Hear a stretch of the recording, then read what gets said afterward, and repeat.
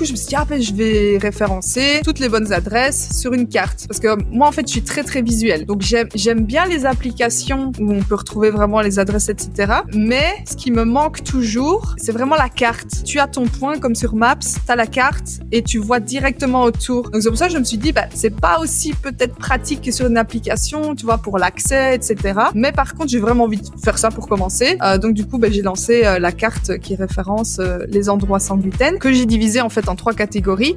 Donc, on a les catégories de restaurants 100% sans gluten, comme ça pour les cœliaques qui veulent vraiment pas de traces ou qui peuvent vraiment pas avoir de traces ou qui sont vraiment très stressés de sortir de chez eux. Voilà, on a les restaurants, ils sont en vert, on les repère directement, ils sont sans gluten. Il y a déjà plus de 150 adresses. Ensuite, on a la catégorie jaune. Là, c'est vraiment les restaurants qui fournissent aussi des choses avec gluten. Du coup, le risque est à vérifier en amont par chacun. C'est bien de le rappeler aussi, on n'a pas tous le même ressenti vis-à-vis des risques. C'est pour ça que j'ai mis ça en place. Comme ça, tout le monde peut voir si ça peut lui convenir ou non. Et puis alors, j'ai une 3e catégorie en violet. Et là, ce sont vraiment les établissements qui sont labellisés, on va dire, certifiés par une association, tu vois, ce genre de choses. Donc voilà, ça c'est vraiment le premier outil que j'ai mis en place et je pense que ça va toujours être mon outil principal parce que voilà, tout le monde se déplace, tout le monde veut voyager à un moment, tout le monde a envie de sortir de chez lui, donc finalement je pense que ça va vraiment être l'outil au cœur, je veux dire, de mon projet.